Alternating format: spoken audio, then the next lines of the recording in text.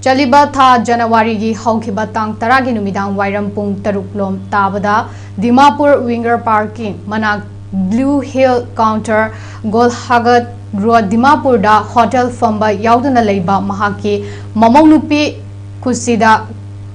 kuntra taret apopa ibocho chesamayum kairau mamang cover stand manak asi hotel dagi thokraga hanjilaktre haina thiba khangdana leirakhiba aduga numit taret subda cheyol ama faba numit haukiba tang tara tareta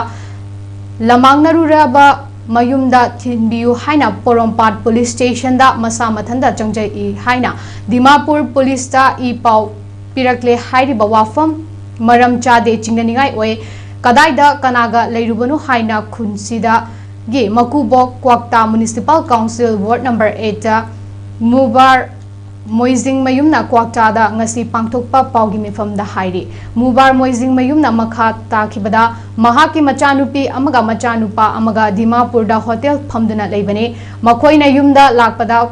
khusida makhoigi matung illegal hotel da phamba yaugani haiki adubu mahaksu BP stroke tawbadagi naduna leiba amade mahaki nupisu naduna leiba seba sebi tawbinaba mi leite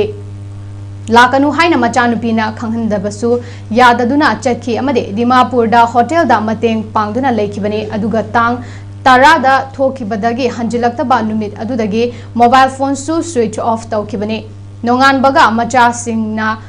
Dimapur West Women Police da missing report piki aduga masak khangdaba khunsida gi mafam kairaudagi nupa ahum laklaga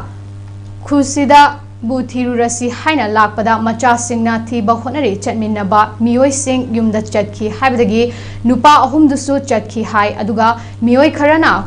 khusida mahaki macha nupaga chatminakhibani mangminakhibani haina media da phongdorakli adubu mahaki macha nupa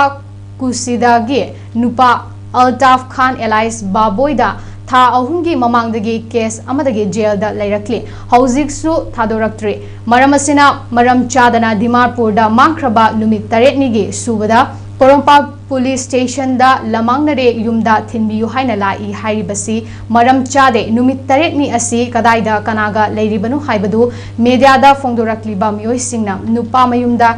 pau phobira u aduga khusida mafam khangdana leiru badu machanupa yaude haiki Kusida Loriba or Tabs Elias Baboya Magi Mapura City, Hoji Karigum crime Amadegi, Hoji Ma Zenda lady, Ma Zendige, Lotokri, a coil of Tonanabasu,